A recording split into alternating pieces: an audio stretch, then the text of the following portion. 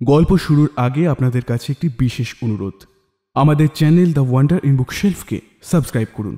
আপনাদের সহযোগিতা এবং ভালোবাসা আমাদের একান্ত কাম্য। ধন্যবাদ।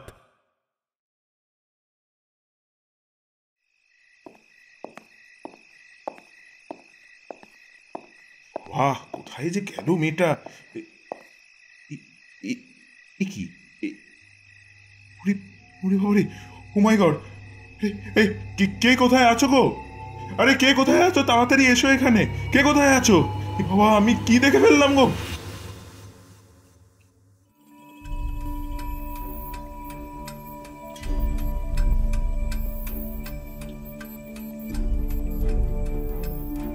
গল্পের দেশে আপনাদের নিয়ে যেতে আমরা আবার তৈরি। বিচিত্র এই দেশ রোমাঞ্চ এবং রহস্যে ভরা। সাহিত্যের এক বিপুল সম্ভার নিয়ে আমাদের বিশেষ প্রয়াস দ্য ওয়ান্ডার ইন বুকশেলফ।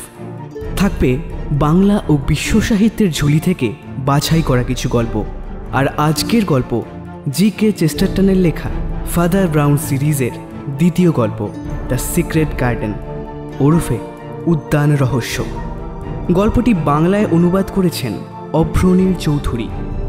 আজকের গল্পের বিভিন্ন চরিত্রে সোমেশ্বর, অনমিত্র, সাংখ্য, দেবরাজ, অভ্র, সমৃদ্ধি এবং শুভ। গল্পের ভিডিও এডিটিংয়ে রূপ, পোস্টার ডিজাইনে সৌম্যদীপ, সমগ্র পরিচালনায় সমৃদ্ধি এবং শুভ। আজকের গল্পটি শুনে ভালো লাগলে লাইক ও শেয়ার করবেন এবং অবশ্যই আমাদের চ্যানেল দ্য ওয়ান্ডার ইন বুকশেলফকে সাবস্ক্রাইব করবেন। শুরু হচ্ছে আজকের গল্প উদ্যান রহস্য।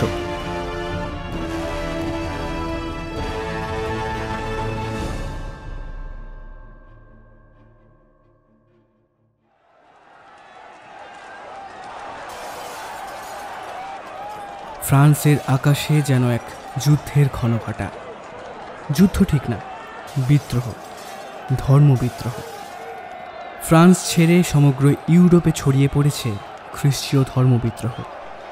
একের পর এক সংবাদপত্রের লেখার মাধ্যমে সেই বিদ্রোহের আগুনের ফুলকি আরও ছড়িয়ে পড়ছে মানুষের মধ্যে। আস্তিক ও নাস্তিক গোষ্ঠীদ্বয়ের মধ্যে এই দ্বন্দ্বের রেশ যে বীভৎস আকার ধারণ করেছে তা ক্রমশই সাধারণ মানুষের জীবন দুর্বিষহ করে তুলেছে।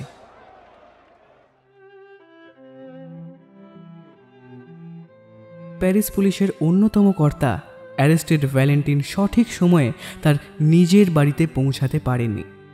এদিকে তখন তার ডিনারের জন্য নিমন্ত্রিত অতিথিরা এক এক করে আসতে আরম্ভ করে দিয়েছেন। তাই তার অনুপস্থিতিতে ইভ্যানকেই সব দিকটা দেখতে হচ্ছে। ইভ্যান হলেন ভ্যালেন্টিনের পার্সোনাল অ্যাসিস্ট্যান্ট।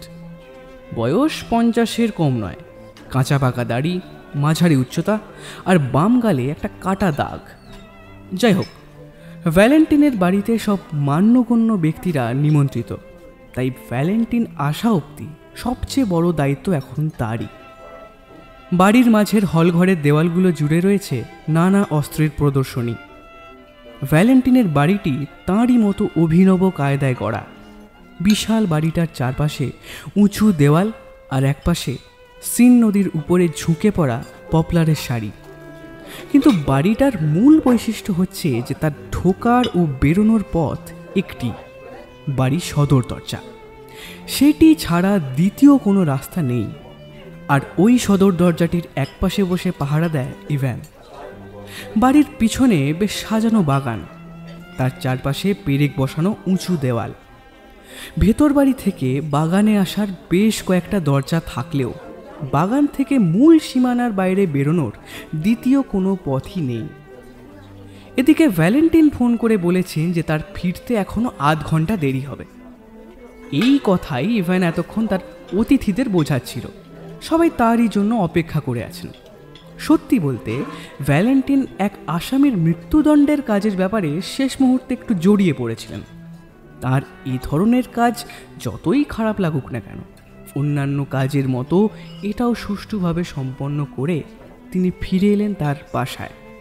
তারপর জমকালো কালো পোশাকে একটা গোলাপ ফুল পকেটে এঁটে সদর দরজায় এসে পৌঁছালেন ভ্যালেন্টিন। এই পোশাকের সাথে কাঁচা পাকা দাড়িতে বেশ দেখাচ্ছিল তাকে। এসেই শটান পৌঁছালেন লাইব্রেরিতে। তারপরে হাতের বাক্সটা যথাস্থানে রেখে তালা বন্ধ করে এসে তিনি দাঁড়ালেন বাগানে যাবার খোলা রাস্তাটার দরজার সামনে। সেখান থেকে আকাশের ঝকঝকে চাঁদ চোখে পড়ছে, আর তার উজ্জ্বল জ্যোৎস্না যেন লড়াই করছে তার আশেপাশের মেঘের দলের সাথে। কট্টর নাস্তিক যুক্তিবাদী ভ্যালেন্টিনের মনও কেমন যেন উদাস হয়ে গেল সেই দৃশ্য দেখে। কে জানে, হয়তো তার ষষ্ঠ ইন্দ্রিয় কোনো এক আসন্ন বিপদের আগাম আভাস পেয়েছে। অবশ্য এই ভাবনা বেশিক্ষণ স্থায়ী হলো না ভ্যালেন্টিনের মনে। তার মনে পড়ে গেল যে অতিথিরা তাঁরই পথ চেয়ে বসে আছেন। দ্রুত বসার ঘরে পৌঁছে ভ্যালেন্টিন দেখলেন যে তার বিশেষ অতিথির এখনও আগমন না হলেও অন্যান্য গণ্যমান্য ব্যক্তিরা সবাই পৌঁছে গেছেন। এদের মধ্যে রয়েছেন ইংরেজ রাজদূত লর্ড গ্যালওয়ে, বদমেজাজি, চোখমুখ লাল, একটু বুড়ো ধরনের, তার বুকে আঁটা রাজ পুরস্কারের নীল রিবন। আর সঙ্গে রয়েছেন তার স্ত্রী লেডি গ্যালওয়ে, শুভ্রকেশ, কৃষ্ণাঙ্গী অভিজাত মহিলা, আর তার কন্যা লেডি মার্গারেট গ্রাহাম, বেশ সুশ্রী চেহারা, বালিকা সুলভ চোখমুখ আর লালচে রঙের চুল। আরও রয়েছেন দুই কন্যাসহ ডাচেস অব মন্ট সেন্ট মিশেল, কালো চোখ আর বিত্তশালী চেহারা তাদের তিনজনেরই। এছাড়া রয়েছেন ফরাসি বিজ্ঞানী ডক্টর সাইমন, নাকের ডগায় চশমাটা আর ছুঁচলো তার দাড়ি, বয়সের দরুন হালকা ভাঁজ পড়েছে কপালে। আর রয়েছেন এসেক্সের গ্রাম থেকে আসা ফাদার ব্রাউন, যার সাথে সম্প্রতি ভ্যালেন্টিনের সাক্ষাৎ হয়েছিল ইংল্যান্ডে। কিন্তু এদের ছাড়িয়ে ভ্যালেন্টিনের চোখ গেল এক দীর্ঘকায় ব্যক্তির ওপর। গ্যালওয়েদের সাথে পরিচয় করতে গিয়ে বড় একটা সাড়া না পেয়ে তিনি এখন এগিয়ে আসছেন ভ্যালেন্টিনের দিকে। ইনি হলেন ফরাসি আর্মি কমান্ড্যান্ট ওব্রায়ান, বেশ সুঠাম চেহারা, মাথার চুল কালো, পরিষ্কার কামানো মুখ আর চোখ দুটো নীল। মুখ চোখের ভাব কিছুটা বিষণ্ণ। জন্মসূত্রে ইনি আইরিশ। কৈশোরে তার পরিচয় ছিল গ্যালওয়েদের সাথে, বিশেষ করে মার্গারেট গ্রাহামের সাথে। কিন্তু একসময় দেনার দায়ে দেশ ছেড়েছিলেন, আর এখন ব্রিটিশ আদব কায়দার অত তোয়াক্কা না করে ডিনারে উপস্থিত হয়েছেন তার উর্দি ও রেকাব সমেত। তার অভিবাদনের উত্তরে গ্যালওয়ে দম্পতি প্রত্যাভিবাদন সারলেন অত্যন্ত আড়ষ্টভাবেই। লেডি মার্গারেট তো যেন এক প্রকার এড়িয়ে গিয়ে শুধু মুখ ঘুরিয়ে নিলেন। তবে তার অতিথিদের একে অন্যের প্রতি যতই আগ্রহ থাকুক না কেন, ভ্যালেন্টিনের কিন্তু তাদের কারোর ব্যাপারেই কোনো কৌতূহল নেই। তার দৃষ্টি শুধু সন্ধান করে বেড়াচ্ছে তার প্রধান অতিথির জন্য। তিনি আজ যেন মরিয়া হয়ে আছেন তার সেই পৃথিবী বিখ্যাত বন্ধুটির জন্য, যার সাথে তার আমেরিকা যাবার পথে বন্ধুত্ব হয়। তার নাম জুলিয়াস ব্রেইন। কোটিপতি এই ভদ্রলোক বহু ছোট বড় ধার্মিক সম্প্রদায়কে খোলা হাতে অর্থদান করেছেন, আর তা নিয়ে ইংরেজ এবং মার্কিন সংবাদপত্রগুলোতে বহু প্রতিবেদনও বের হয়েছে এই কবছরে। মিস্টার ব্রেইন যে ঠিক কোন সম্প্রদায়ভুক্ত, তিনি নাস্তিক না খ্রিশ্চান, তা ঠিক কেউ জানে না। তবে যে কোনো রকম বুদ্ধিজীবী প্রয়াসেই তিনি মুক্ত হস্তে দান করেন। বড় অদ্ভুত ও বিচিত্র মানুষ এই জুলিয়াস ব্রেইন, যেন বহু কাল ধরে ধৈর্যের সাথে অপেক্ষা করে আছেন আমেরিকান শেক্সপিয়ারের আবির্ভাবের আশায়। আবার তিনি ওয়াল্ট হুকম্যানের অনুরাগী হলেও লুক পি ট্যানারকে বেশি আধুনিক ভাবেন। এমনকি ভ্যালেন্টিনকে তিনি পছন্দ করেন তার আধুনিক হাবভাবের জন্য। শুভ সন্ধ্যা mister Valentine. Hello mister Brain, আসুন আসুন, অনেকদিন পর। আমি তো আপনার অপেক্ষাতেই সন্ধ্যা থেকে বসে আছি। মাফ করবেন, এই একটু কাজে আটকে পড়েছিলাম আর কি। আচ্ছা চলুন চলুন, ভেতরে চলুন। মিস্টার ব্রেইনের আকার এমনই যে তার উপস্থিতি আর অনুপস্থিতি দুটোই টের পাওয়া যায় খুব সহজেই। সুবিশাল আয়তন, দৈর্ঘ্যে প্রস্থে প্রায় সমান, পরনে কালো পোশাক, হাতের কোনো অংশে আংটি বা ঘড়ির চেনের চিহ্ন নেই, মাথার ফুরফুরে চুল জার্মানদের মতোই উল্টে ব্রাশ করা, গোলগাল লাল মুখখানা বেশ নিষ্পাপ, কিন্তু তাতে হালকা এক গাম্ভীর্য মিশে আছে। আর তার চোখ ও ঠোঁটের নিচের দাড়িতে কিঞ্চিত কুটিলতার ছাপ স্পষ্ট। অবশ্য তার দিকে বেশিক্ষণ নজর দেবার সময় হলো না সবার। তার দেরি হয়ে আসার জন্য খানিকটা ঘরোয়া সমস্যা দেখা দিয়েছে, তাই লেডি গ্যালোয়ের হাত ধরে তাকে পত্রপাঠ পাঠিয়ে দেওয়া হলো খাবার ঘরে। এমনিতে গ্যালোয়েদের ব্যবহার অতি ভদ্র ও অমায়িক, কিন্তু তাদের মেয়ের সাথে ওব্রায়ানের মেলামেশা করার ব্যাপারটুকু ছাড়া আর কোনো কিছুতেই বড় একটা আপত্তি নেই তাদের। কন্যাও অবশ্য প্রীতি আজ্ঞা মাথায় রেখে খাবার ঘরে ঢুকেছিলেন ডক্টর সাইমনের সাথেই। কিন্তু হলে কি হবে, মেয়ের চিন্তায় ছটফটিয়ে মাঝে মধ্যেই অভদ্রতার পর্যায়ে পৌঁছে যাচ্ছিলেন বুড়ো লর্ড গ্যালোয়ে।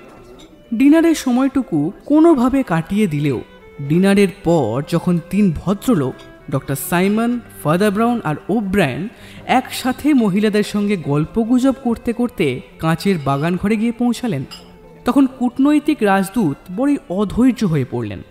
প্রতি মুহূর্তেই তার মনে হতে লাগলো এই বুঝি আবার ওব্রায়ান তার মেয়েকে কোনো ইশারা করে বসে।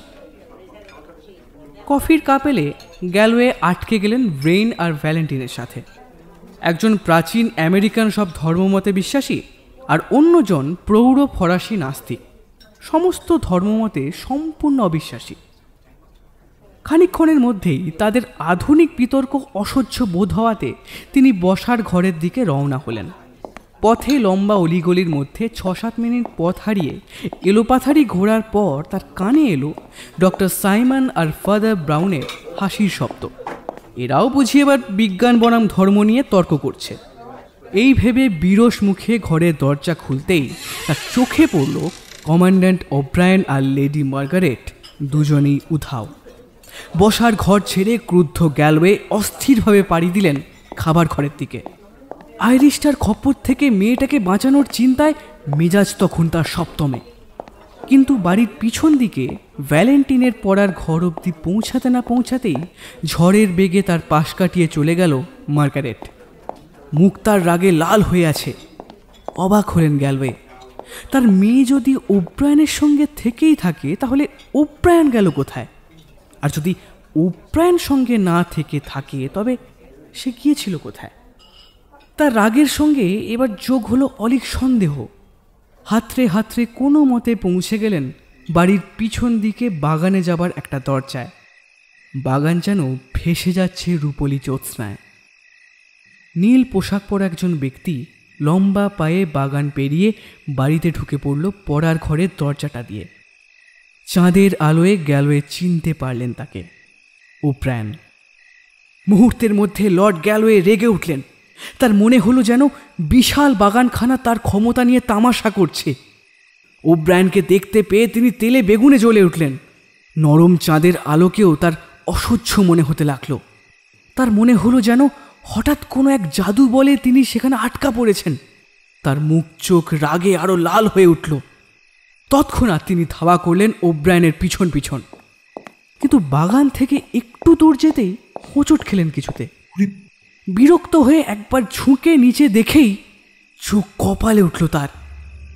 অবাক দৃষ্টিতে আবার নিচে তাকিয়ে দেখলেন তিনি, যার ফল হলো মারাত্মক। রূপলি চাঁদের আলোয় প্রৌঢ় রাজদূত ঝাউ গাছের মধ্যে দিয়ে তার স্বরে চিৎকার করতে করতে দৌড়ালেন ভেতর বাড়ির উদ্দেশ্যে। কে কোথায় আছো গো? আরে কে কোথায় আছো? তাড়াতাড়ি এসো এখানে। কে কোথায় আছো? বাবা, আমি কি দেখে ফেললাম গো? সেই আওয়াজে চমকে উঠে বাগানের দিক থেকে পড়ার ঘরটার দরজায় এসে দাঁড়ালেন ডক্টর সাইমন। তার চশমার পিছনের চোখে কৌতূহলের ছাপ স্পষ্ট। সামনে পেয়ে লর্ড গ্যালোয়ে হাঁপাতে হাঁপাতে কোনো রকমে তাকে বললেন, লাশ দেখলাম। লাশ? কি? হ্যাঁ, বাগানে ঘাসের উপর একটা লাশ পড়ে আছে গো। ওইখানে ওইখানে। তখন তার মাথা থেকে ওব্রায়ানের চিন্তা উধাও হয়ে গেছে। চোখ মুখে তার আতঙ্কের ছাপ। লর্ড গ্যালোয়ে যতটা সাহস নিয়ে দেখতে পেরেছেন সেটাই একটু একটু করে কোনো মতে সে বোঝালেন। ডক্টর সাইমন বললেন, মাই গড, তা ভাগ্যক্রমে ভ্যালেন্টিন এখানেই আছেন। তাকে এক্ষুনি জানানো দরকার আমাদের। চলুন চলুন। এরই মধ্যে ভ্যালেন্টিন এসে পড়ার ঘরে ঢুকলেন। তারপর তাদের চিৎকার শুনে তিনি চিন্তিতভাবে ছুটে এলেন। তিনি ভেবেছিলেন তার কোনো অতিথি বা চাকর হয়তো অসুস্থ হয়ে পড়েছে। কি ব্যাপার? কি হয়েছে? লাশ লাশ দেখেছি। লাশ? আসল ঘটনাটা শোনার পর তিনি তৎপর হয়ে উঠলেন। পেশাগত স্বভাবের জন্য উত্তেজনায় তার মুখ যেন উদ্ভাসিত হয়ে উঠল। তিনি বলে উঠলেন, রহস্যের সন্ধানে যে পুরো পৃথিবী ঘুরে বেরিয়েছে, আজ দেখুন রহস্য তারই তোর করে হাজির। দারুণ। তারপর বাগানের দিকে এগোতে এগোতে তিনি আবার বললেন, কই জায়গাটা একটু দেখান তো। লনটা শীতের কুয়াশায় আচ্ছন্ন হয়ে রয়েছে, তাই হাঁটতে একটু অসুবিধে হলেও শেষ পর্যন্ত সবাই খুঁজে পেলেন সেই মৃতদেহটা। এক দীর্ঘদেহী বিশাল কাঁধ বিশিষ্ট পুরুষ মানুষ ঘাসের মধ্যে মুখ থুবড়ে পড়ে আছে। পরনের পোশাক কালো, ছোট একগাছা লালচে চুল লেপ্টে আছে তার টাক জুড়ে, আর তার মুখের নিচ দিয়ে লাল রক্তের ধারা আঁকা বাঁকাভাবে শিশির ভেজা ঘাসের মধ্যে দিয়ে গড়িয়েছে। সাইমন স্বস্তির নিঃশ্বাস ফেলে বললেন, থ্যাংক গড, আমাদের মধ্যেকার কেউ নয়। ভ্যালেন্টিন তার দিকে ফিরে বললেন, একবার ভালো করে পরীক্ষা করে দেখুন তো ডাক্তার, এখনো প্রাণ আছে কিনা। ডক্টর সাইমন ঝুঁকে পড়ে পরীক্ষা করে বললেন, শরীর এখনো পুরো ঠান্ডা হয়নি, কিন্তু দেহে প্রাণ নেই। চলুন তো একে ধরাধরি করে তুলি। এবার আরও একটা ভয়ানক কাণ্ড ঘটল। দেহটাকে মাটি থেকে অল্প তুলতেই শিউরে উঠল সবাই। তার ধর থেকে মুন্ডুটা আলাদা হয়ে গড়িয়ে গেল একপাশে। খুনি তার শরীর থেকে মাথা একেবারে কেটে আলাদা করে দিয়েছে। এমনকি জাদ্রেল পুলিশকর্তা ভ্যালেন্টিন পর্যন্ত এই দৃশ্য দেখে আঁতকে উঠলেন। অবাক হয়ে তিনি বললেন, খুনির শরীরে অসম্ভব শক্তি বলতেই হবে, নয়তো এইভাবে সম্পূর্ণ মাথা আলাদা করে দেওয়া খুবই কঠিন কাজ। ডক্টর সাইমনের কাছে এই জিনিস নতুন কিছু নয়, তবু কাঁপা কাঁপা হাতে মাথাটাকে মাটি থেকে তুললেন তিনি। থুতনি আর ঘাড়ে ক্ষতচিহ্ন থাকলেও মুখখানা মোটামুটি অক্ষতই আছে। হলদেটে কঠিন হয়ে রয়েছে সেই মুখখানা, হালকা ফোলা চোখের পাতা, আর ঠোঁটের মতোই হালকা বাঁকা তার নাক। উপস্থিত সবার কাছেই এই মৃতের চেহারা সম্পূর্ণ অপরিচিত। শুধু তার দেহখানা তুলতে গিয়ে পরনের রক্তমাখা সাদা জামাখানা ছাড়া মৃতের সম্বন্ধে আর সেরকম কিছুই জানা গেল না। তারও পোশাক পরিচ্ছদ বাকি নিমন্ত্রিতদের মতোই। ভ্যালেন্টিন মৃতদেহের আশেপাশে প্রায় 20 গজ অবধি ভালোভাবে খুঁটিয়ে পর্যবেক্ষণ করলেন। অনভিজ্ঞভাবে হলেও তাকে খানিক সাহায্য করলেন ডক্টর সাইমন। কিছু ডালপালার টুকরো ছাড়া আর বিশেষ কিছুই চোখে পড়ল না তাদের। না, কিছু ডালপালার এই মুন্ডহীন লাশটা ছাড়া আর কিছুই এখানে নেই। উত্তর শুনে সকলে চুপ করে রইলেন। লর্ড গ্যালওয়ের মুখে এখনো সেই আতঙ্কের ছাপ। হঠাৎই কি যেন একটা নজরে পড়ে তিনি চিৎকার করে উঠলেন, কে ওখানে দেওয়ালের পাশে? কে? একটা বড় মাথা ছোটখাটো মূর্তি কুয়াশার মধ্যে দিয়ে এগিয়ে এলো দূর থেকে। কুয়াশা মাখা চেহারা দেখে কিছুটা যেন প্রেতাত্মার মতো লাগলো তাকে। সে কাছে এলে বোঝা গেল সেটি সেই ছোটখাটো পাদ্রী যার সঙ্গে দেখা হয়েছিল তার বসার ঘরে। হালকা স্বরে পাদ্রী বললেন, বন্ধুগণ, আপনারা কি খেয়াল করেছেন বাগানে কোনো ফটক নেই? ফাদার ব্রাউনকে দেখে হালকা যেন বিরক্ত হলেন ভ্যালেন্টিন, কিন্তু কথাটার গুরুত্ব তিনি এড়িয়ে যেতে পারলেন না। বললেন, তা ঠিকই বলেছেন। এই অজ্ঞাত পরিচয় লোকটা কিভাবে খুন হলো তা বুঝতে হলে আমাদের জানা দরকার যে এই লোকটা এখানে এলো কিভাবে। আচ্ছা, সবাই শুনুন, এখানে যারা আছেন তারা সবাই সম্ভ্রান্ত ভদ্রলোক ও ভদ্রমহিলা। এদের মধ্যে একজন রাজদূত রয়েছেন। আমার কাজের ক্ষতি না করে যতদূর সম্ভব তাদের নাম যেন এই ব্যাপারে জড়িয়ে না পড়ে সে ব্যাপারে আমি যথাসাধ্য চেষ্টা করব। কিন্তু ব্যাপারটা একবার জানাজানি হয়ে গেলে তখন নিয়মমাফিক অনুসন্ধান করা ছাড়া আমার কোনো উপায় থাকবে না। পুলিশকর্তা হবার সুবাদে আমি খানিকক্ষণ ব্যাপারটাকে গোপন রাখছি। বাইরের লোকজন ডাকার আগে আমি নিজে আগে আমার অতিথিদের নির্দোষিতা প্রমাণ করব। তবে আপনারা আমায় কথা দিন যে কাল দুপুরের আগে কেউ এই বাড়ি ছেড়ে যাবেন না। চিন্তা করবেন না, প্রত্যেকের রাতে শোবার ব্যবস্থা হয়ে যাবে। ডক্টর সাইমন, আপনি সামনের হল ঘরে ইভ্যানকে পাবেন। তাকে বলবেন যে অন্য কোনো ভৃত্যকে দরজায় বসিয়ে এক্ষুনি আমার কাছে চলে আসতে। আর লর্ড গ্যালওয়ে, মহিলাদের খবর দেওয়ার পক্ষে আপনি সবচেয়ে উপযুক্ত ব্যক্তি, তাই তাদের সব কথা খুলে বলুন, কিন্তু সাবধান, দেখবেন যেন আতঙ্ক ছড়িয়ে না পড়ে। আমি আর ফাদার ব্রাউন রাশের কাছেই থাকবো। সবাই ভ্যালেন্টিনের কথা মতো কাজ করতে থাকলো। সাইমন গিয়ে গোয়েন্দা ভ্যালেন্টিনের সহকারী ইভ্যানকে সবিস্তারে সব কথা জানালেন। ওদিকে গ্যালওয়ে বসার ঘরে গিয়ে সবাইকে খবরটা দিলেন এবং আশ্বাস দিলেন। সবাই সেখানে জড়ো হওয়ার আগেই মহিলাদের আতঙ্কের জের কিছুটা কেটে গেল। আর অন্যদিকে কট্টর যুক্তিবাদী ভ্যালেন্টিন এবং কট্টর পাদ্রী ফাদার ব্রাউন চাঁদের আলোয় দাঁড়িয়ে রইলেন সেই মৃতদেহের পা ও মাথার কাছে। খবর পেয়েই মালিকের কাছে ছুটে এলো বিশ্বাসী ভ্যান। কঠিন তার মুখ। ভ্যালেন্টিনের অনুমতি চাইল সে লাশটাকে পরীক্ষা করার জন্য। স্যার, আমি কি... হ্যাঁ, ভালো করে একবার দেখে নই ভ্যান, বললেন ভ্যালেন্টিন। কিন্তু বেশি সময় নেওয়া যাবে না, কারণ বাড়ির ভিতরে গিয়ে আজই ব্যাপারটা সুরাহা করতে হবে। মাথাখানা হাতে তুলে দেখে হাত থেকে প্রায় ফেলেই দিচ্ছিল ইভ্যান। আজকের মধ্যেই? কিন্তু এ তো অসম্ভব কাজ। আপনি চেনে নাকি স্যার লোকটাকে? বড় একটা উৎসাহ দেখালেন না ভ্যালেন্টিন। বললেন, না, চিনি না। চলো ভিতরে যাওয়া যাক। লাশটাকে সবাই মিলে ধরাধরি করে নিয়ে পড়ার ঘরে রাখা হলো। তারপরে সবাই বসার ঘরে একত্রিত হলেন। একটু ইতস্ততভাবে ধীরে ধীরে একটা ডেস্কে গিয়ে বসলেন ভ্যালেন্টিন। বিচারকের মতো কঠিন দৃষ্টিতে তাকালেন সবার মুখের দিকে। তারপর একটা কাগজ বের করে তাতে খসখস করে কি একটা লিখে প্রশ্ন করলেন। আচ্ছা, সবাই এখানে আছেন তো? একমাত্র মিস্টার ব্রেইনই নেই।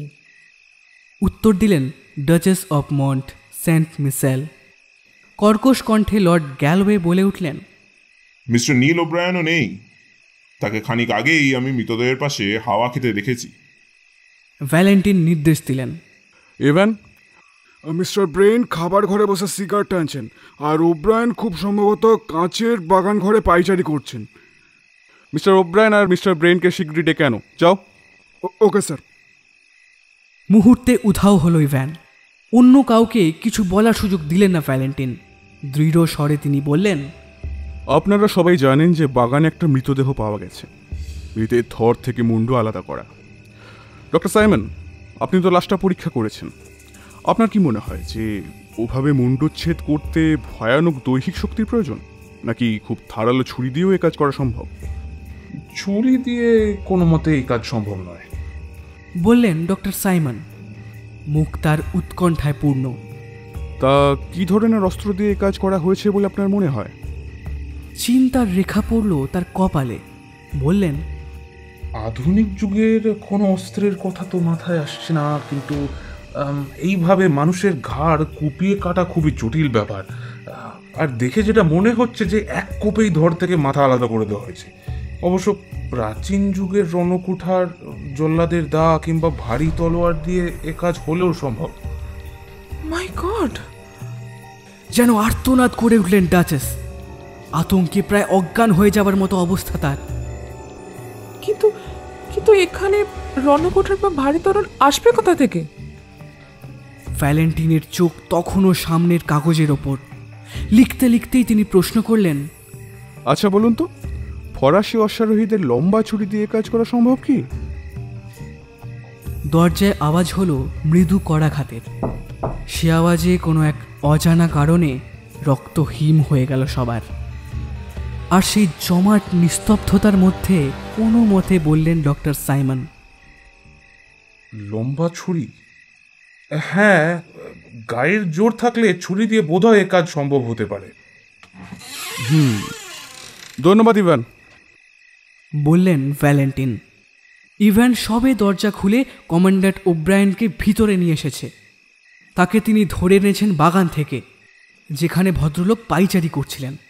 কিছুটা দিশেহারা হলেও উদ্ধত ভঙ্গিতে আইরিশ অফিসারটি দরজার দোরগোড়ায় দাঁড়িয়ে প্রশ্ন করলেন, কি চান আমার কাছে? দয়া করে বসুন এখানে, শান্ত স্বরে বললেন ভ্যালেন্টিন। আপনার তলোয়ারটা সাথে দেখছি না যে, কোথায় রেখে এসেছেন? ওই লাইব্রেরির টেবিলে। উৎকণ্ঠার ছাপ তার উচ্চারণে।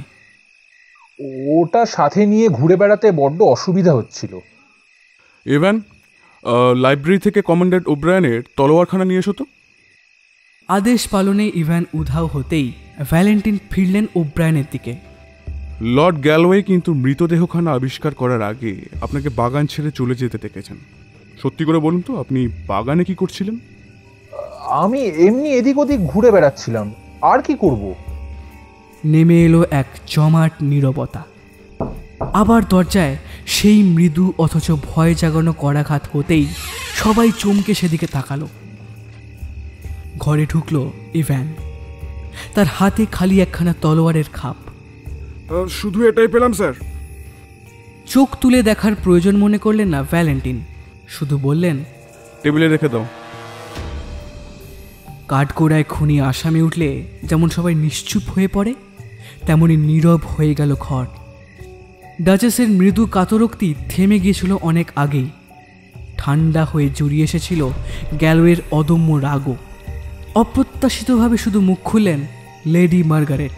তার কাঁপা কণ্ঠস্বরে একজন নির্ভীক মহিলার মতো সত্য প্রকাশের চেষ্টা তার সুস্পষ্ট। আমি বলছি, নীল বাগানে কি করছিলেন? কারণ ভদ্রতার খাতিরে হয়তো উনি মুখ খুলবেন না। উনি আমাকে বিবাহের প্রস্তাব দিচ্ছিলেন, আর আমি তাতে রাজি হইনি। তাই আমি ওকে বললাম যে পারিবারিক স্বার্থে আমার পক্ষে শ্রদ্ধা ছাড়া ওনাকে আর কিছুই দেওয়া সম্ভব নয়। উনি তাতে রাগ করলেন আর বললেন আমার শ্রদ্ধার ওনার প্রয়োজন নেই। কথা থামিয়ে করুণ হাসি হাসলেন মার্গারেট, বললেন, আমি জানি না উনি এখনও আমার শ্রদ্ধা প্রত্যাখ্যান করবেন কি না, কিন্তু কিন্তু ওনার ওপর শ্রদ্ধা আমার এখনও অটুট রয়েছে। কিন্তু কিন্তু এটা আমি জোর দিয়ে বলতে পারি যে উনি কাজ করেননি।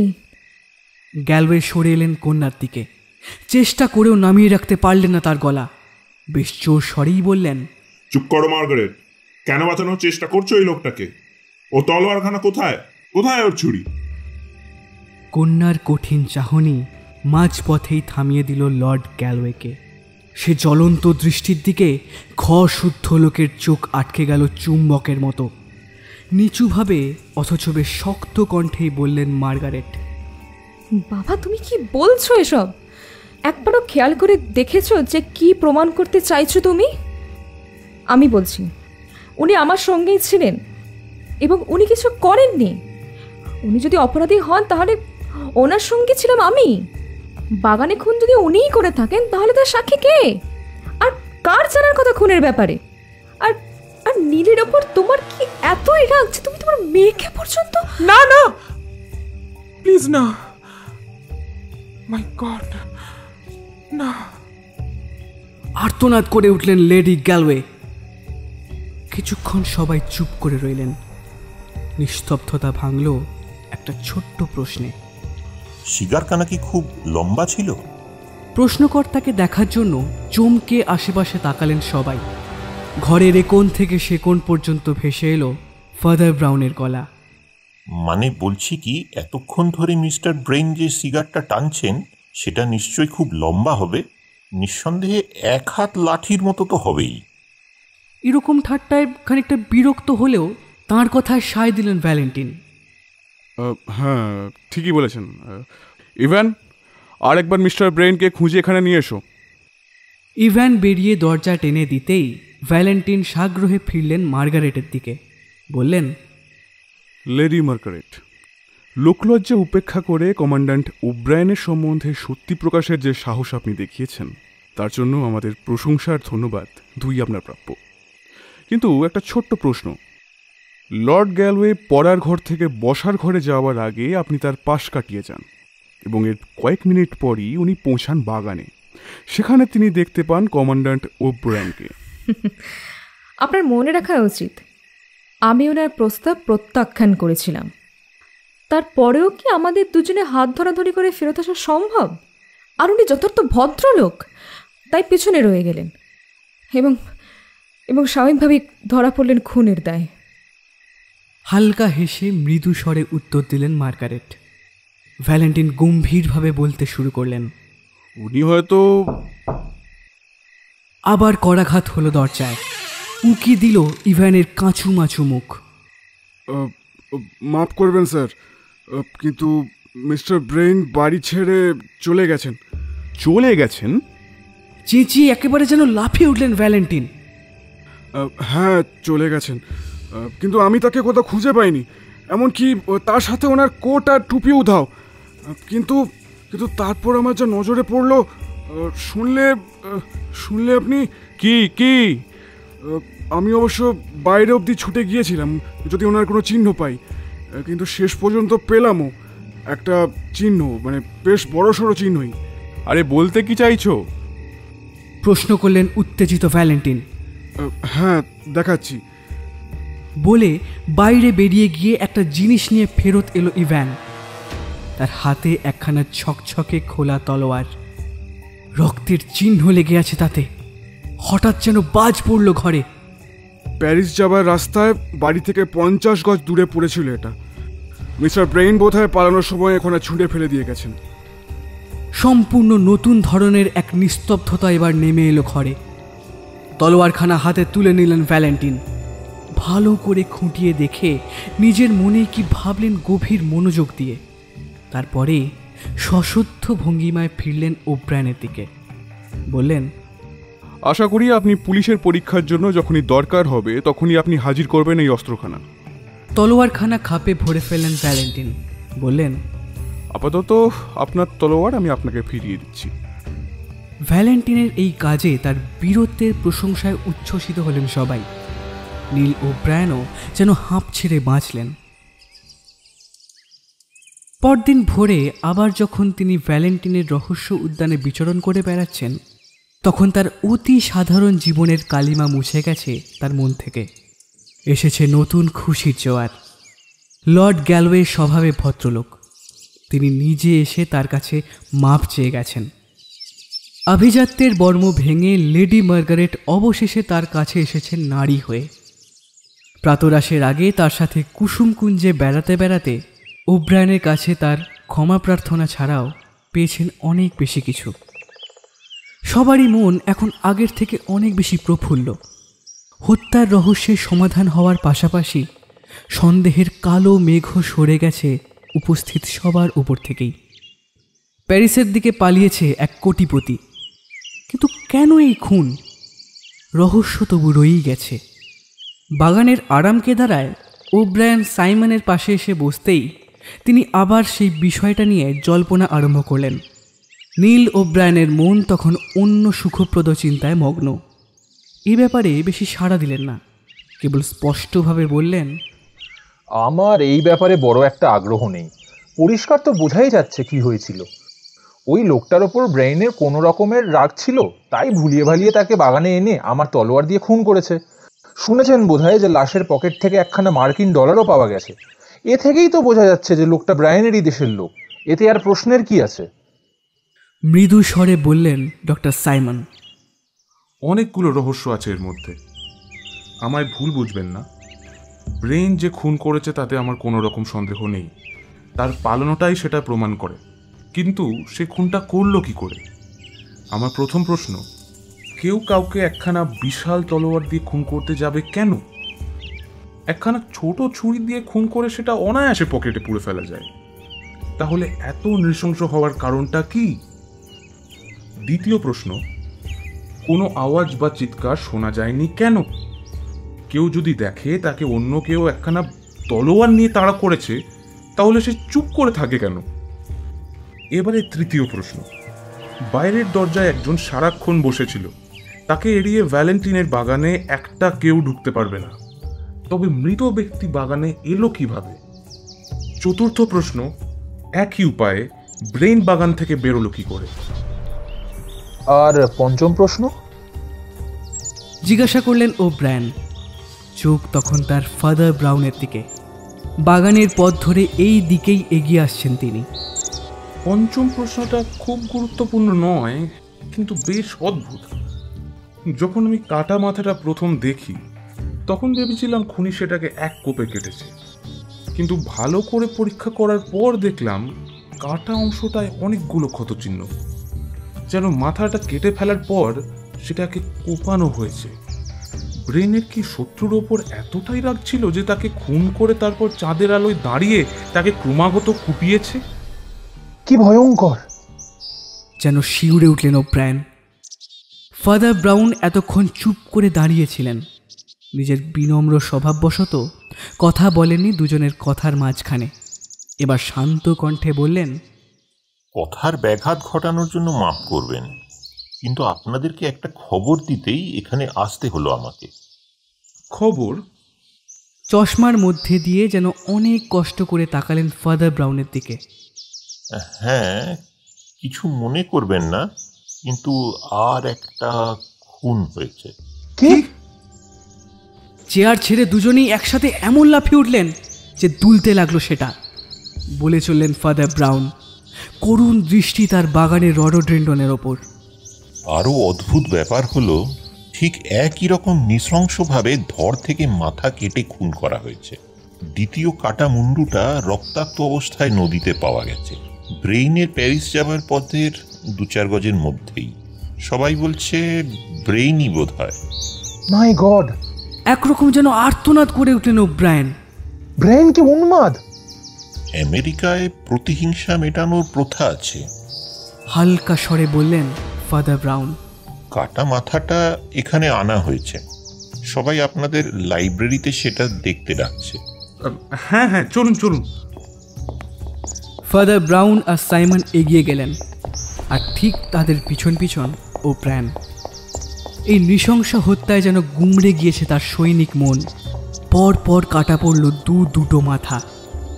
কখন থামবে এই নৃশংস খুনের পালা? লাইব্রেরি ঘরে ঢুকতে গিয়ে যেন হঠাৎই বিষম খেলেন তিনি। ভ্যালেন্টিনের টেবিলের ওপর পড়ে তৃতীয় মাথা, এক রক্তমাখা মাথা।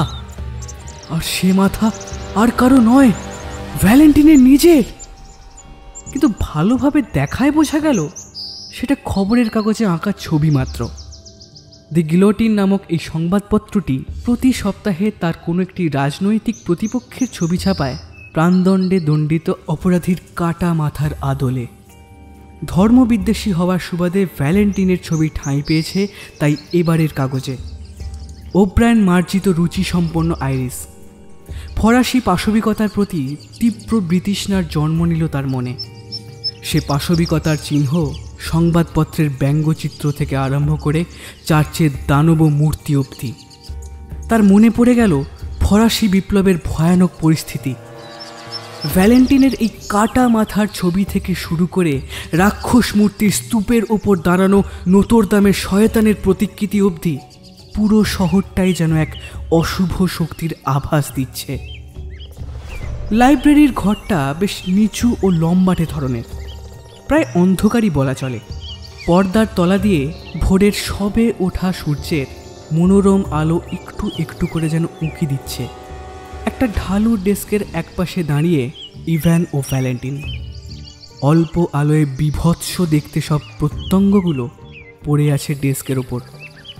একপাশে আগের অবস্থাতেই পড়ে কালো পোশাকে ঢাকা মাথা কাটা ধর আর তার হলদেটে মাথা। আর অন্য পাশে রয়েছে নদীর জল থেকে সদ্য তুলে আনা দ্বিতীয় মাথাখানা। নদীর জলে পড়ে থাকা এক ভাঙা পরিত্যক্ত কাঠে আটকে ছিল সেটা। এই দ্বিতীয় মাথার কাটা ধরের খোঁজ চালিয়ে যাচ্ছে ভ্যালেন্টিনের লোকজন। সেটা হয়তো সেই নদীর জলেই ভেসে গিয়েছে। ফাদার ব্রাউনের মন অত সংবেদনশীল নয়। তিনি পিটপিটে চোখে খুঁটিয়ে দেখতে লাগলেন দ্বিতীয় মাথাটাকে। মাথার চুল ভিজে জবজব করছে। সকালের হালকা আলো তাতে এনেছে রূপলি ছোঁয়া। কুৎসিত কালশিটে পড়া মুখখানা হয়তো নদীর পাড়ে পাথর কিংবা গাছের ঠোকর খেয়ে একেবারে থেঁতলে গেছে। সুপ্রভাত কমান্ড্যান্ট ওব্রায়ান। ধীর কণ্ঠে বেশ আন্তরিকভাবেই বললেন ভ্যালেন্টিন। ব্রেইনের আরেকটা খুনের কথা শুনেছেন বোধহয়? দ্বিতীয় মাথাটা তখনও ঝুঁকে পড়ে পরীক্ষা করছিলেন ফাদার ব্রাউন। মাথা না তুলেই বললেন, এই মাথাটাও যে ব্রেইনই কেটেছে সে বিষয়ে সবাই বোধহয় নিশ্চিত। হ্যাঁ, সাধারণ বুদ্ধিতে তো তাই বলে। দু পকেটে হাত ঢুকিয়ে বললেন ভ্যালেন্টিন। খুনটা হয়েছে একই পদ্ধতিতে আর ব্যবহৃত হয়েছে সেই একই অস্ত্র, যা ফেলে পালিয়েছিল খুনি। জানি। বিনীতভাবে বললেন ফাদার ব্রাউন। মাথা পরীক্ষা করতে করতে না ঘুরেই বললেন, কিন্তু আমার মনে হয় না এ মাথা ব্রেন কেটে থাকতে পারবে। কেন নয়? প্রশ্ন করলেন ডক্টর সাইমন। চোখে তার অদ্ভুত দৃষ্টি। পিটপিটে চোখে ফাদার ব্রাউন বললেন, আচ্ছা বলুন তো ডাক্তার, কোনো মানুষের পক্ষে কি নিজের মুণ্ডচ্ছেদ করা সম্ভব? আমার তো অন্তত সেরকম জানা নেই। কি? ওব্রায়ানের মনে হলো যেন এক উন্মাদ জগতে এসে পড়েছেন তিনি। বাস্তব বুদ্ধি সম্পন্ন ডক্টর সাইমন কিন্তু এক লাফে এগিয়ে এসে সরিয়ে ফেললেন সাদা চুলের গোছা। এই দ্বিতীয় মাথা আর কারো না, খোদ ব্রেইনের নিজের। ধীর গলায় বললেন ফাদার ব্রাউন। ভালো করে লক্ষ্য করো, এর মতো ব্রেইনের বাঁ কানেও ঠিক ওই একই কাটা দাগ ছিল। পাদ্রির দিকে স্থির জ্বলন্ত দৃষ্টি নিয়ে দাঁতে দাঁত চেপে এতক্ষণ তাকিয়েছিলেন গোয়েন্দা ভ্যালেন্টিন। এবারে তীক্ষ্ণ কণ্ঠে বললেন, ব্রেইনের সম্বন্ধে আপনি অনেক কিছু জানেন দেখছি ফাদার ব্রাউন। তা একটু জানি বই কি। বিনীতভাবে বললেন ফাদার ব্রাউন। কয়েক সপ্তাহ ছিলাম ওর সঙ্গে। উনি আমাদের চার্চে যোগ দেবার কথা ভাবছিলেন কি না? ভ্যালেন্টিনের দু চোখে যেন আগুন জ্বলছে। সেই রাগ তার ভিতরে নাস্তিক সত্তার। হাত মুঠো করে লম্বা পায়ে এগিয়ে এলেন ফাদার ব্রাউনের দিকে। বেশ জোর গলাতেই বললেন, আর বোধহয় ওনার সব টাকা পয়সা আপনাদের চার্চে দান করার কথা ভাবছিলেন, তাই না? হয়তো ভাবছিলেন। অবিচলিতভাবে বললেন ফাদার ব্রাউন। আর ভাবাটা খুবই স্বাভাবিক। যেন একটা হিংস্র হাসি ফুটে উঠল ভ্যালেন্টিনের মুখে। চড়া গলায় বললেন তিনি, তাহলে তো ব্রেইন সম্বন্ধে আপনার অনেক কিছুই জানার কথা। ব্রেইনের জীবন সম্বন্ধে, এমনকি হয়তো তার। ভ্যালেন্টিনের কাঁধে হাত রাখলেন কমান্ড্যান্ট ওব্রায়ান। বললেন, এসব অনর্থক মিথ্যা দোষারোপ বন্ধ করুন ভ্যালেন্টিন, তা না হলে কিন্তু আবার তলোয়ার চলা আরম্ভ হয়ে যেতে পারে। ফাদার ব্রাউনের বিনীত অথচ স্থির দৃষ্টিতে ভ্যালেন্টিন কিছুটা শান্ত হলো। তারপর খানিক চুপ করে থেকে বললেন, কারো ব্যক্তিগত মত প্রকাশের সময় এটা নয়।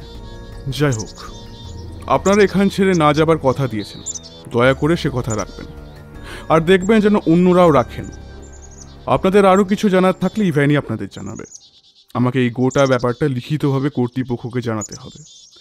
এটাকে আর চাপা দিয়ে রাখা যাবে না। আর যদি নতুন কিছু খবর আমায় দিতে চান, তাহলে আমাকে পড়ার ঘরে পাবেন। চলি। এই বলে পুলিশকর্তা ভ্যালেন্টিন শটান ঘর থেকে বেরিয়ে গেলেন। ইভ্যান, আর কোনো খবর আছে নাকি? জিজ্ঞাসা করলেন ডক্টর সাইমন। প্রশ্ন শুনে যেন আরো ছোট হয়ে গেল ইভ্যানের মুখ। বলল, আর একটা খবর আছে স্যার, বেশ জরুরি খবর। ওই যে লোকটার লাশ বাগানে পাওয়া গেছে, তার আসল পরিচয় জানা গেছে। তাই নাকি? বিস্ময়ে সুরে বললেন ডক্টর সাইমন। কে লোকটা? ওর নাম আর্নল্ড বেকার। যদিও ওর আরও বহু ছদ্মনাম আছে। লোকটা ভালো ছিল না, অনেক 2 নম্বরই কাজে যুক্ত ছিল। আমেরিকাতেও নাকি গিয়েছিল, সেখানেই বোধহয় ব্রেইনের সাথে ঝামেলার সূত্রপাত। ওর প্রধান কর্মক্ষেত্র ছিল জার্মানিতে। আমাদের কাছে তাই ওর ব্যাপারে সেরকম কোনো খবর ছিল না। জার্মান পুলিশকেও খবর দিয়েছি আমরা। কিন্তু একটা অদ্ভুত ব্যাপার হলো যে এর যমজ ভাই লুই বেকারের মৃত্যুদণ্ড দেওয়া হয়েছিল। এই তো গতকালই আমাদের তাকে গিলোটিনে চড়াতে হয়েছে। সত্যি বলতে কি, ওই মাথাটা মাটিতে পড়ে থাকতে দেখে প্রথমে পিলে চমকে উঠেছিল আমার।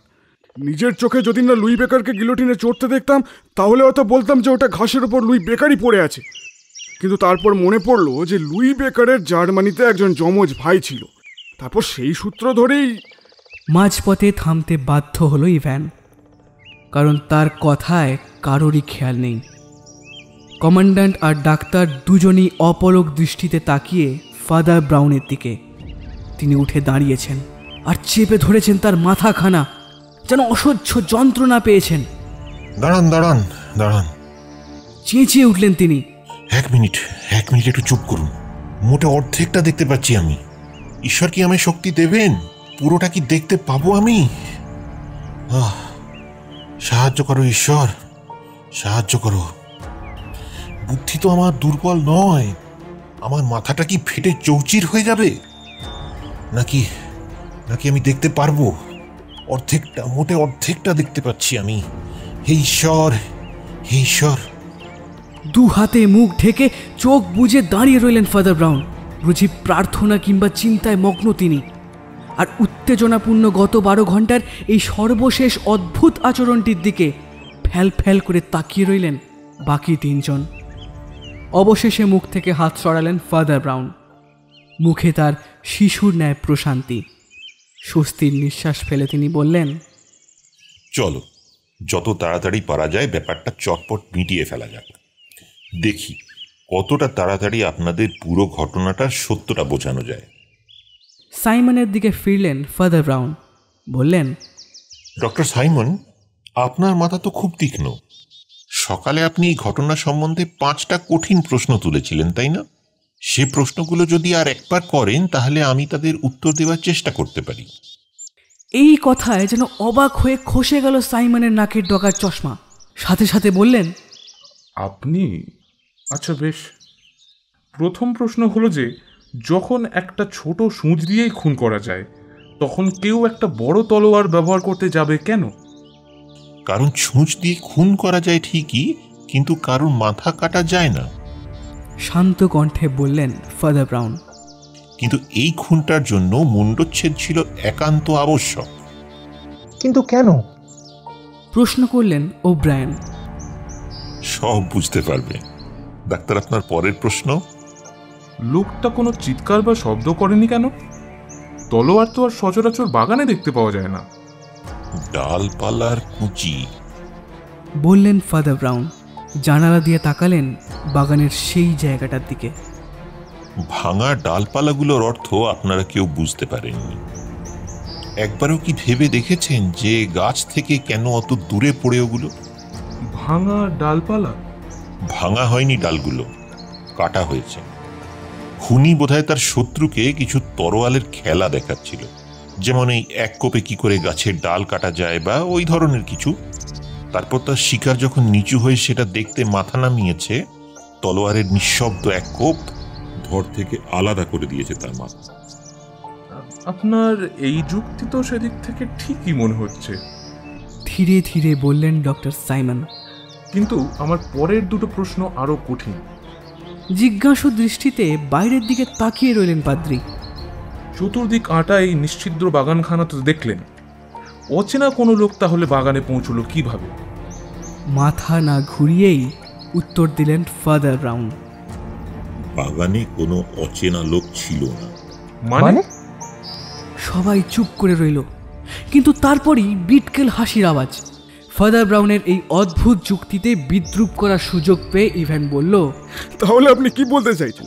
গতকাল রাত্রে আমরা যে বাগান থেকে একটা দামড়া লাশ তুলে সোফায় এনে রাখলাম, তাহলে সেই লোকটা বাগানে যায়নি? বাগানে? অন্য মনস্কভাবে বললেন ফাদার ব্রাউন। না, পুরোটা যায়নি। আরে দাঁড়ান দাঁড়ান দাঁড়ান, চেঁচিয়ে উঠলেন সাইমন। লোকটা বাগানে গিয়েছিল, কিংবা আবার বলছেন যায়নি? সব ধীরে ধীরে পরিষ্কার হয়ে যাবে। মৃদু হেসে বললেন ফাদার ব্রাউন। আপনার পরের প্রশ্ন কি ডাক্তার? আমার মনে হয় আপনি বোধহয় অসুস্থ। দৃঢ় কণ্ঠে বললেন ডক্টর সাইমন।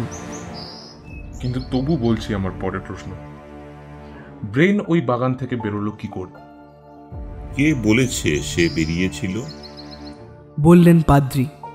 দৃষ্টি তখনও তার জানলা ছাড়িয়ে বাইরের দিকে। বাগান থেকে বেরোয়নি? পুরোপুরি না। রেগে এবার হাত মুঠো করে এগিয়ে এলেন যুক্তিবাদী সাইমন। বললেন, আপনার সাথে এইরকম কথায় আমি আর সময় নষ্ট করতে চাই না। কি সব উল্টোপাল্টা বলছেন আপনি? আমি আপনাকে শ্রদ্ধা করি ফাদার, কিন্তু তাই বলে এসব? ডাক্তার, কোমল কণ্ঠে বললেন ফাদার ব্রাউন। আমরা চিরকাল সুসম্পর্ক বজায় রেখেছি। আর কিছু না হোক, অন্তত পুরনো বন্ধুত্বের খাতিরে আপনার পঞ্চম প্রশ্নটা করুন। দরজার একপাশে একটা চেয়ারে অধৈর্যভাবে বসে পড়লেন ডক্টর সাইমন। বললেন, কাঁধ আর মাথা অদ্ভুতভাবে কোপানো, যেন মৃত্যুর পর করা হয়েছে। সেটা কেন? স্থির হয়ে দাঁড়িয়ে উত্তর দিলেন ফাদার ব্রাউন।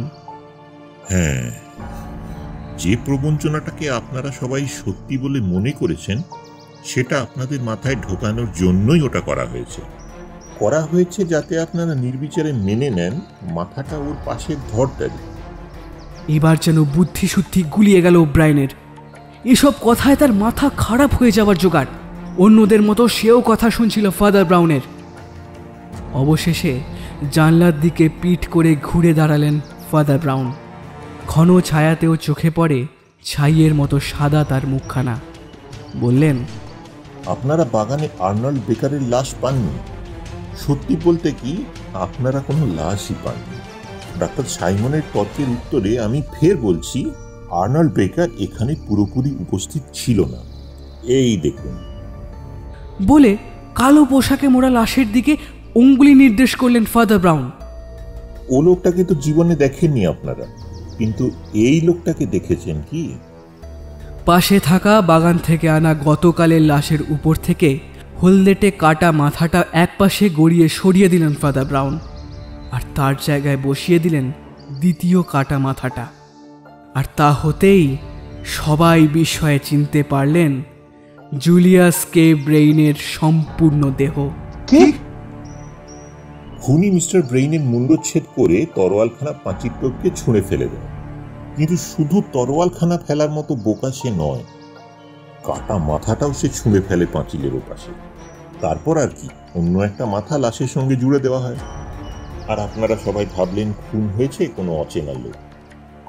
মাই গড, ধর এক আর মাথা অন্য। বিস্ফারিত নয়নে বললেন ওব্রায়েন। কিন্তু আর একটা মাথা এলো কোথা থেকে? মাথা তো আর গাছে ফলে না। না। মাথার দিকে তাকিয়ে ধরা গলায় বললেন ফাদার ব্রাউন, কিন্তু মৃত্যুদণ্ডের জন্য রাখা গিলোটিনের ঝুড়িতে হয়। যে গিলোটিনের পাশে পুলিশ কর্তা অ্যারেস্টেড ভ্যালেন্টিন এখানে আসার খানিক আগেই দাঁড়িয়েছিলেন। কি? ভ্যালেন্টিন হতে পারে না। দাঁড়ান, এক মিনিট আগে আমার পুরো কথাটা শুনে নিন, তারপর না হয় আমায় যা বলার বলবেন। ভ্যালেন্টিন সৎ, কিন্তু নিজের মতের ব্যাপারে গোঁড়া উন্মাদ। ওনার শীতল ধূসর চাহনি দেখে কি বুঝতে পারেননি আপনারা? উনি যাকে খ্রিস্টীয় কুসংস্কার মনে করেন, সেই বিশ্বাস ভাঙার জন্য কোনো কাজেই পিছু পা হন না উনি। ওনার এই মতের জন্য উনি লড়াই করেছেন, অনশন করেছেন, আর এবার খুনও করলেন। ব্রেইন এর আগে ছোটখাটো সম্প্রদায়গুলোর মধ্যে পয়সা ছড়িয়েছেন, তাতে বড় একটা কিছু পরিবর্তন হয়নি। কিন্তু ভ্যালেন্টিন একটা গুজব শুনছিলেন যে মিস্টার ব্রেইন নাকি ধীরে ধীরে আমাদের দিকে ঝুঁকছেন। এটা সত্যি হলে অবস্থা পুরোপুরি পাল্টে যাবার সম্ভাবনা। ব্রেইন তার অগাধ সম্পত্তি ঢালবেন ফ্রান্সের চার্চের শূন্য ভাণ্ডারে, আর সেই টাকায় চলবে দ্য গিলোটিনের মতো আরও ছখানা বামপন্থী সংবাদপত্র। ফ্রান্সের ধর্মবিদ্রোহ হয়তো আরও ক্ষমতাশালী হবে। ক্ষমতা পাল্টে যাবার এই বিপদে ক্ষেপে উঠলেন ভ্যালেন্টিন। ঠিক করলেন তিনি পৃথিবী থেকে সরিয়ে দেবেন ব্রেইনকে। তাই ভ্যালেন্টিন তার জীবনের প্রথম অপরাধ করলেন নিপুণভাবে। কোনো একটা কাজের অজুহাতে মৃত্যুদণ্ডের পর লুই বেকারের কাটা মাথাটা বের করে বাক্সে ভরে বাড়ি নিয়ে এলেন। ব্রেইনের সঙ্গে শেষবারের মতো তর্কাতর্কি করলেন, যার শেষ অসফল অংশটুকু ছাড়া বাকিটা শুনলেন লর্ড গ্যালওয়ে। তারপর তাকে নিজের নিশ্ছিদ্র বাগানে নিয়ে এলেন, তলোয়ার খেলার গল্প করলেন, তলোয়ার দিয়ে গাছের ডাল কেটে দেখালেন, আর তারপর আপনি উন্মাদ! চেঁচিয়ে লাফিয়ে উঠল ইভ্যান। এক্ষুনি চলুন স্যারের কাছে, না হলে আপনাকে আমি। ওনার কাছেই যাচ্ছিলাম আমি, বিষণ্ণ কণ্ঠে বললেন ফাদার ব্রাউন। ওনার যে স্বীকারোক্তি শুনতে হবে আমায়। ফাদার ব্রাউনকে প্রায় ঠেলতে ঠেলতে সবাই হুড়মুড় করে ঢুকলেন ভ্যালেন্টিনের নিস্তব্ধ পড়ার ঘরে। ডেস্কে বসা ভ্যালেন্টিন হয়তো নিজের কাজে এতই ব্যস্ত ছিলেন যে এই সবার আগমনও শুনতে পেলেন না। এক মুহূর্ত অপেক্ষা করলেন সবাই, তারপর তার পিঠের দিকে তাকিয়ে কি একটা সন্দেহ হওয়াতে ছুটে গেলেন ডক্টর সাইমন। নজরে পড়ল ভ্যালেন্টিনের হাতের কাছে ওষুধের ছোট একটা কৌটো। গায়ে হাত দিয়ে বুঝলেন ভ্যালেন্টিন আর এই ইহজগতে নেই। বিষ খেয়ে আত্মহত্যা করেছে গোয়েন্দা ভ্যালেন্টিন। তবু তার আত্মহননের চিহ্ন ছাপিয়ে গর্বের দীপ্তি ফুটে উঠেছে তার মুখে।